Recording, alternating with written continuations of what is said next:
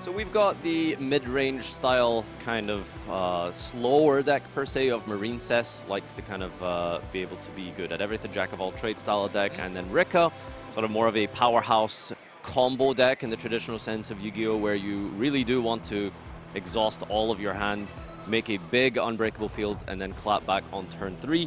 So this dice roll is going to be very relevant here, as Jessica will be going first with the plant deck, and I think this is not as horrible of a situation because, as mentioned, as a mid-range deck, you do have a lot of disruption, you do have a lot of the hand traps. Yep. And Herman is also maining, I think, Dark Ruler no more, right? Yeah, he's playing 3 copies. Yeah. And unexpected die, a great way to start things off. Obviously, accessing the Loshi. Yeah, this is the 1-card combo of the deck. The small little Loci seed blooming into a full field of disruption, negates as well as bounces and protection. So this is really Herman's time now to see, have we drawn any hand traps? He is playing Imperm as well as Ash, and also some of those field breakers as we've just mentioned. So it really is going to come down to seeing a lot of non-engine, and I think sometimes, do you think that can be a bit of a frustrating experience versus combos, that you have to see non-engine to kind of break these fields? I mean, it's fair enough. It's in the history of the game, the way you built your deck, and I think it also makes up a big part of the decision of what deck you're gonna bring. If your deck can afford to play a significant part of non-engine, I think that's obviously a great bonus, and that is what Herman has decided to go for, as you mentioned. But sometimes I would say you see more of a single decision, and here... That's huge. Yep. We see the Ash, as we can see Herman experience with the deck. Oh, normal summon the twin. Yeah. Wow, that just didn't do anything. Yeah. Unbelievable. You can see Herman smiling at. So normally drawing twin is really bad because it's, I guess you want to call it more of the garnet of the deck. Yeah. But in this case, because Jessica specifically didn't start with a normal summon, she actually special summoned the Loci from the deck. It meant that you can just normal summon the twin instead. And because the... Oh, wow, this is incredible. And when you normal summon the twin, it still gets the same effect as if you had resolved the sowing. Yeah. So the Ash Blossom basically might as well have said discard this card to the graveyard.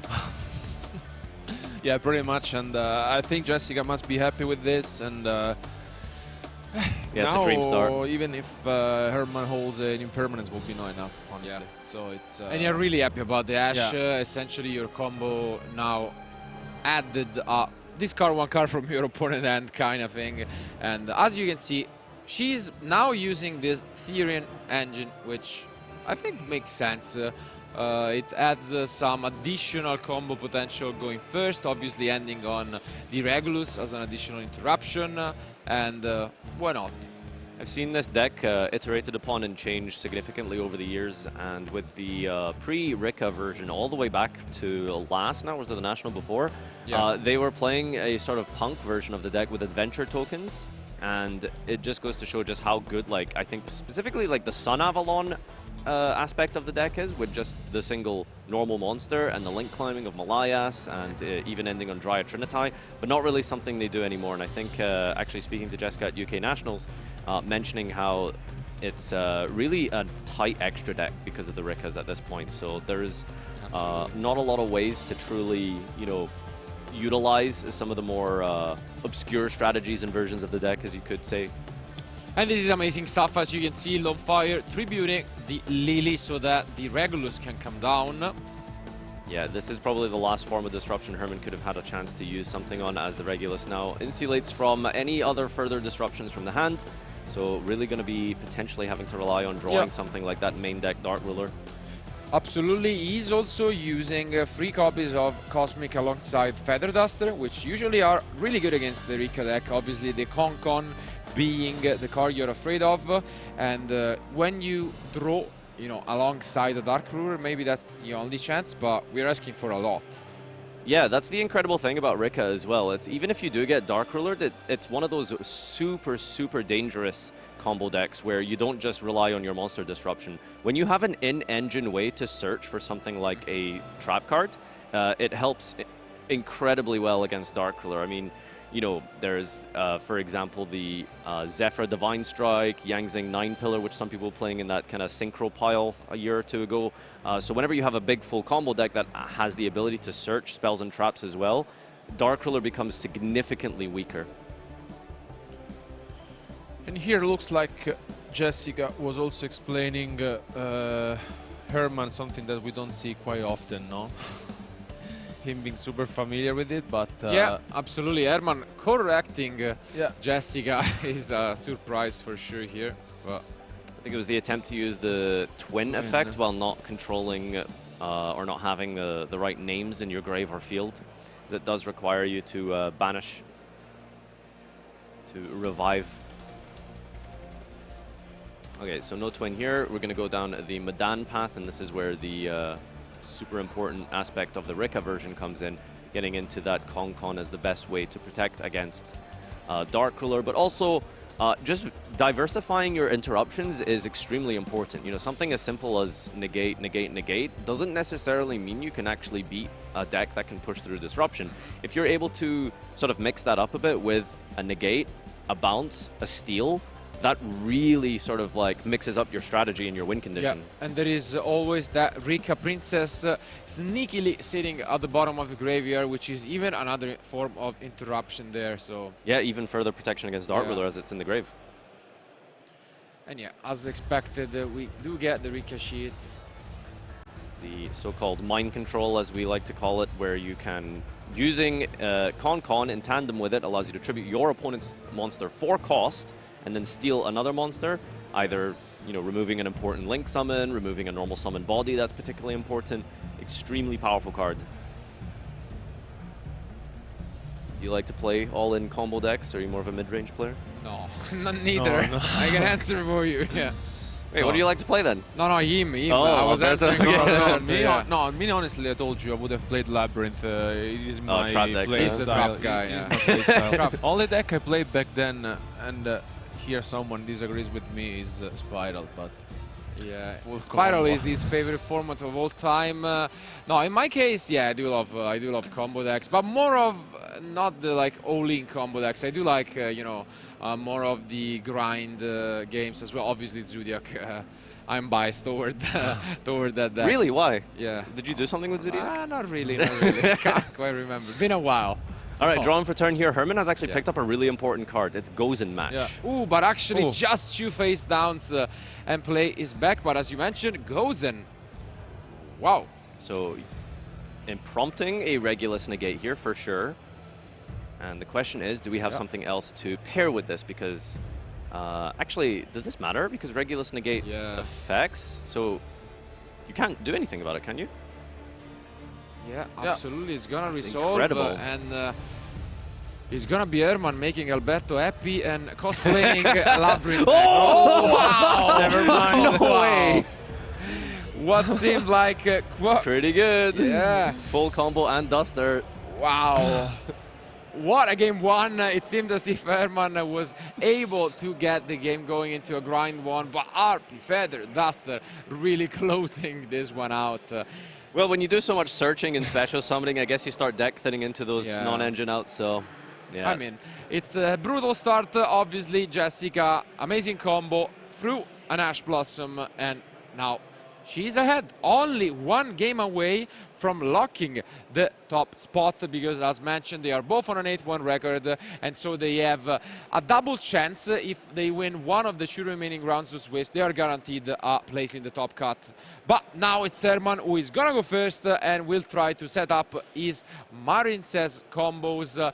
What do you think he's gonna side for this one matchup? Yeah, I really hope we get to see him kind of do a little bit more than set a card and pass. But, you know, there's a lot of options in Marincess. As mentioned, it's a very mid-range deck, so there's a lot of non-engine pieces you can swap in and out quite comfortably. I would assume you probably just want to put in more hand traps, right? He's siding 2 copies in Nibiru. Yeah, I mean, you can side out the Dark Lure going first, and then I think Nibiru is super powerful against Rikka anyways. So maybe go Stoker for the Con at the worst case scenario. You can use it in a few different ways against the deck, I guess, but might as well just cut those going second cards. Jessica instead has a lot of interesting cards in her side deck. There's a couple of really important search points in Marincess, and I noticed that she's siding Droll and Lockbird. I think that could be quite important. That's amazing against Marincess, Yeah, and I think especially you need to deal with back row. It's a very common thing to play Gozen Match in Marincess. Sometimes you even play Rivalry, although Rivalry doesn't hurt the Rikka deck at all. But there's a particular interaction that's actually really, really hard to deal with in Marincess. It's when you summon the Stealth Kraken in tandem with Gozen Match, as it changes all monsters your opponent controls into water. And then Gozen Match means that even if your opponent is playing any non-water deck, because, you know, for example, against a fire deck, your fire now becomes water, and now you can't special any other fires, despite the fact, you know, so it's a really, really oppressive lock that I think you're going to have to protect yourself against. And if he picks up Gozen once again, I'm sure he will try to go for it. But now our duelists are almost done with their side deck, so we can jump right back into game 2.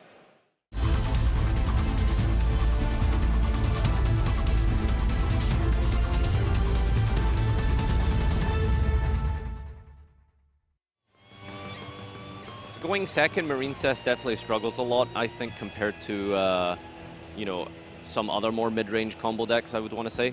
But going first, it should be quite comfortably able to play through a lot of hand trap disruption, because there's so many ways for you to extend in this deck. You've got special summons like Spring Girl, you've got Seahorse that just brings itself into a link arrow pointing.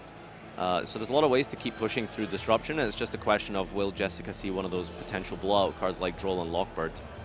There's a lot of one-card interactions with Marincess. Let's see what Herman has here. Looks as if it's a 5-monster end from Herman. All right, big summon here. So Pascalas effect is able to special summon from the hand, just getting more bodies onto the field. And I think at this point, Jessica might not actually be as familiar with Marincess as Herman is with Rikka.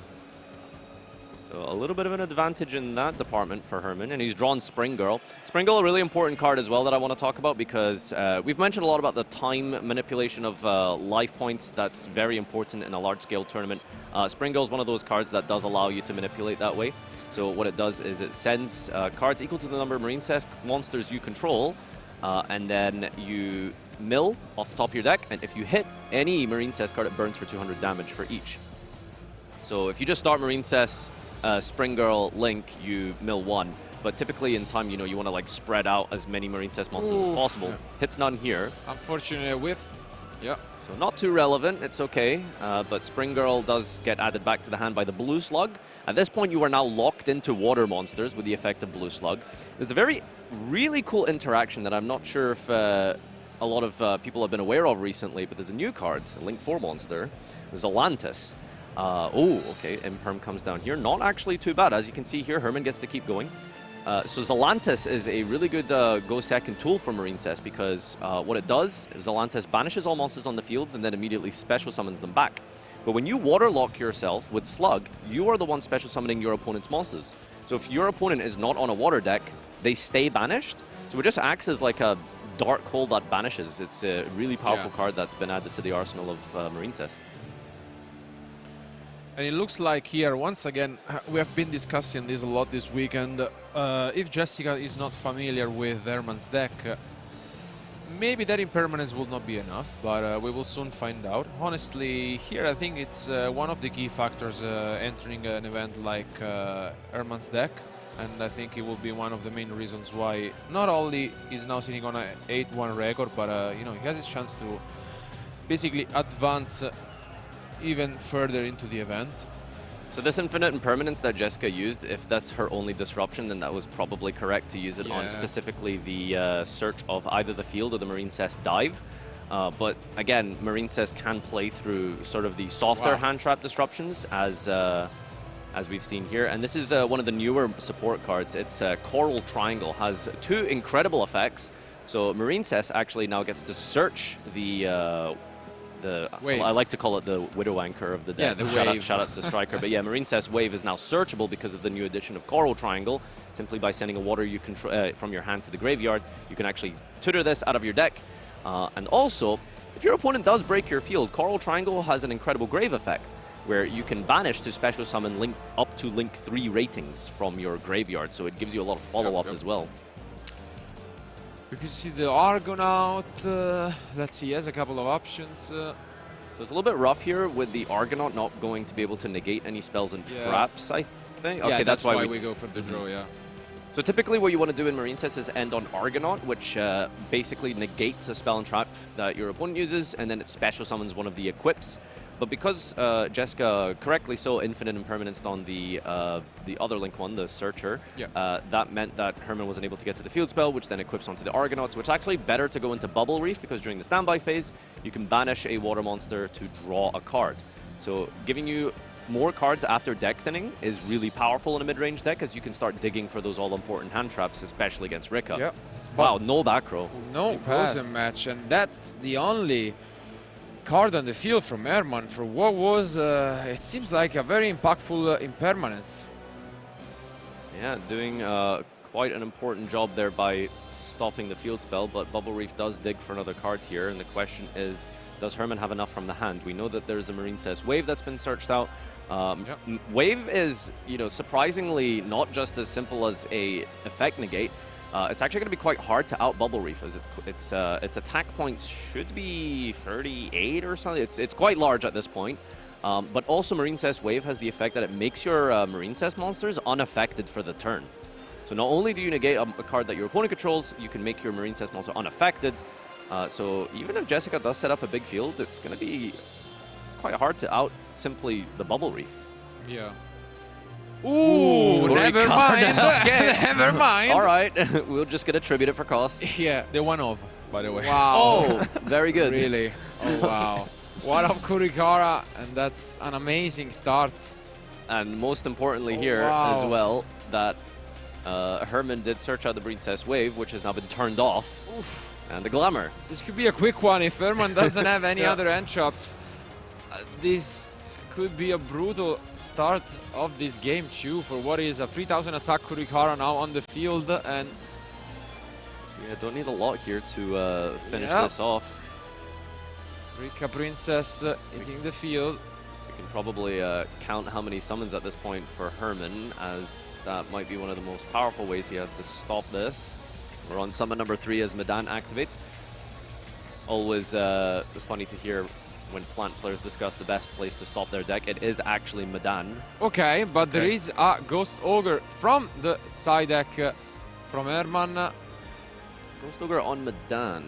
Still resolves to search the field spell, right? Yeah. So I'm wondering what the logic there is. I guess it probably just keeps a plant body off the field, so you can't extend with Princess, I want to say. Yeah, I think that will be one of the main reasons. Maybe I think Jessica was thinking about actually negating it with the Princess, you know? Because she could have just banished or rather put it back, but instead she's gonna allow the Ghost Ogre to resolve. Obviously already activated the Glamour, so should be Con, I guess. But I think she's debating whether or not she well, I suppose, yeah, I mean, you just go, okay. Oh, wow, okay. I mean, Con gets you to sheet, right? So but yeah, but you need the Rikka, so without it... Yeah, like, okay, that makes sense. So by Ghost Ogering the plant monster off the field and hoping that she doesn't end on a Rikka, it turns off sheet, I guess is the logic. Oh, okay. Well, we've just got normal summon Loci. Oh, wow. Oh, yeah. This is actually amazing. Yeah, this is powerful. All right, so we're going to search out Sowing, activate. Does Herman have an Ash Blossom for this? Nope, he does not. And I mean, I think most of the end from Herman is actually known because, yeah, there is an handshake. Oh, that's it. A quick 2-0 from Jessica. Yeah, that's a monster-heavy hand there. It's pure Marincess monsters, which in a mid-range deck like this, sometimes there's no kind of relation between your engine and non-engine. Wow. What a match it was. Obviously, Herman, amazing player. We mentioned it, World Championship competitor. But here, he was absolutely destroyed by a dominating performance. Jessica, 2-0, and now 9-1. She's guaranteed a top 64 finish. So that's amazing. She gets to play a very relaxed round in round 11, I guess. And at the same time, now Herman will have to win or maybe draw the last round to have a chance to advance to the top cut. But wow. She's just amazing with the deck. I mean, we have seen it plenty of times throughout the year. Again, another top cup finish. Maybe we can get to ask her just what the number of top cuts. I think it is an insane. Yeah, she's topped every event. I think with so, Rikka. right? Yeah. Like, that's that she has. Yeah, that's amazing. It's unbelievable. Wow. What a season, and hopefully, without jinxing it, she can go all the way. And you know, compared to the UK National Championship, I don't think she would be mad about a top 4 finish this time around. So. Yeah, top 4 this time is actually pretty okay, right? I would say so. I would say so. And yeah, I mean, on the other hand, of course, we knew about the deck. Gotta feel bad for Herman on the other side, because especially game 1 game one was pretty underwhelming on his side. I think he even top decked into the wave, which didn't help. It looked just for a moment that the Gozen match could get him there, but I think RP Feather Duster is a good card, right? Yeah, to be fair, very fortunate from Jessica to get ashed on the sewing and then get a follow-up normal summon of the twin, when normally your normal summon gets used on Loci, had the die instead. And then game 2, Herman just only drawing Marincess monsters, not really what you want to see in a mid-range deck. But at the same time, we gotta say, although Jessica started the game 2 by reading a few of the cards from Herman, Credit where credit's due. Yeah, but she was actually incredible in the selection of the impermanence. Yeah, I think she absolutely. by far hit the best target available. But obviously, the MVP has to be the one of Kurikara, which shut down the wave. And sometimes you just get those, you know? Yeah, I mean, when you're playing at the highest level like this and both players are equally as matched or, you know, both super highly skilled, you know, you're going to need a little bit of luck, like that one of Kurikara or that one of Duster. You know, like, you do need a little bit of fortune on your side to get this deep with so many talented players. Absolutely, absolutely. And I mean, that will just be the case as now, as mentioned, we have one more round remaining of Swiss for you guys watching. Before we will find out who the best 64 players are in Europe for 2023, and I'm excited for it. Obviously, we will be able to show you even the deck breakdown for Top Cut later on, but once that is the case, obviously you can feel free to make your predictions for not only who wins the event, but maybe who will be the other 4 representatives going to the World Championship. And I think we need a strong team this time around, and the start from the playoff was great. But off to a good start, yeah. Absolutely. Thank you guys for being with us. This was round 10, but without we go on a short break, we need to hear it from the winner, Jessica, and Ed is ready to interview her.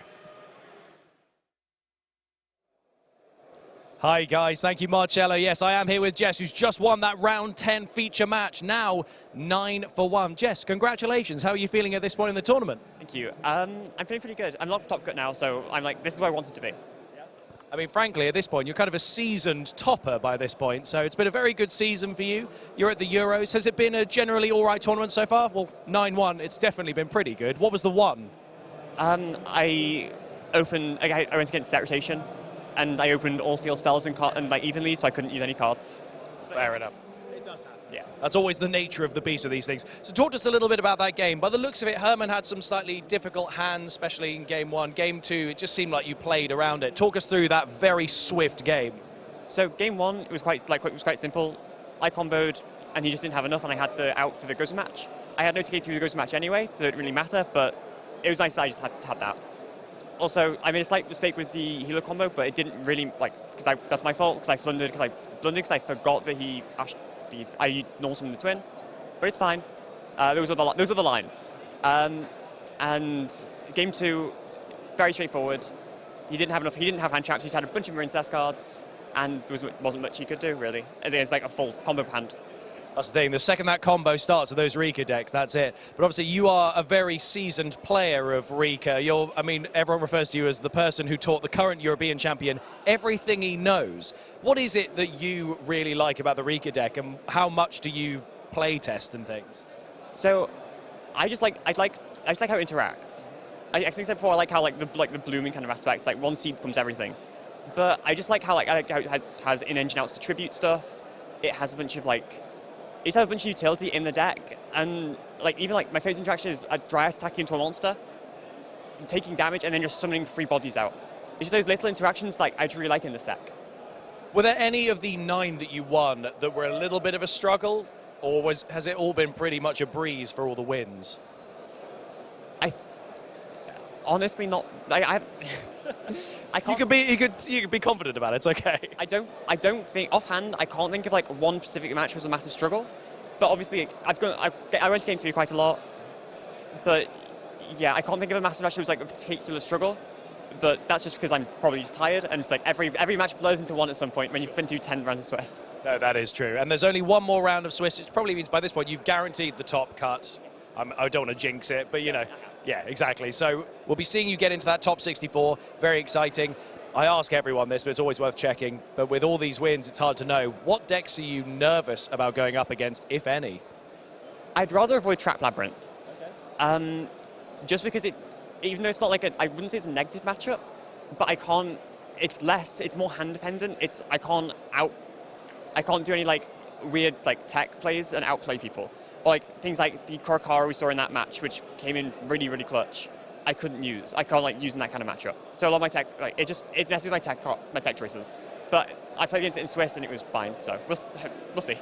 We will see. We'll see exactly what happens when you get into that top cut, see if you do go up against those Trap Labyrinths, but fingers crossed, you know. Very excited to see if we see you in another one of these feature matches. Congratulations again. Guys, do not go anywhere because we've got one more round of Swiss, and obviously then we're getting into that top cut. But before then, we've got some more WQP stuff for you. Don't go anywhere.